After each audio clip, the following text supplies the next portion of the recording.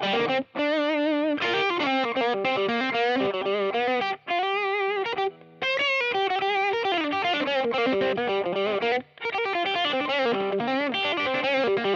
there's some Clapton-esque rumblings that I've mutated into my playing. You know, a lot of people talk about Eric Clapton, and some people love him, you know, in an immortalizing sense. Other people don't get why he's so revered.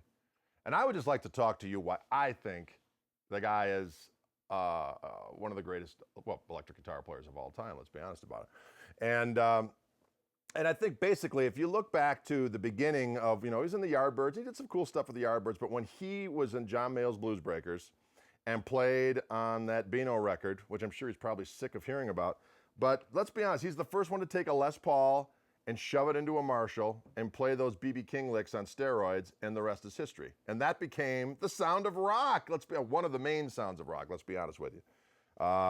You know, you put a Les Paul through a Marshall, and it's like, well, we've heard that sound. And then, of course, after that, Beck started doing it, and certainly Jimmy Page, and Peter Green came next. Of course, Peter Green had a little different slant on it in terms of he was more playing through a Fender amplification device, a little cleaner tone. But anyway, so I think that when you follow Clapton's playing from the Blues Breakers to Fresh Cream, you know, it was still kind of in that same realm, and then he changed his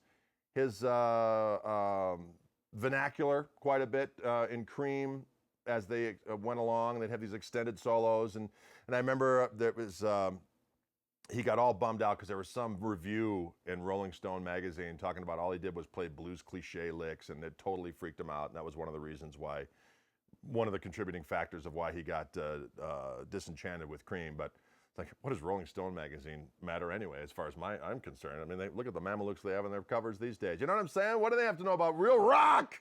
They don't know!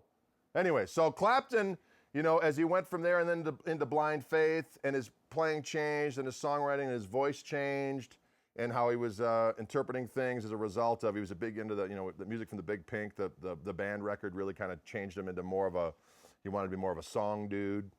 And then when you listen to Derek and the Dominos, I mean, that record is just chock full of great tunes, great singing, great playing. And then he decided to make the point of, I'm playing a Strat, I'm playing through a little Fender Champ, and there was a whole new sound and approach that he was going with. His sound on his first solo record, which was recorded right around that time as well. I mean, that Strat tone with that real bright tone to it, man, it was unbelievable.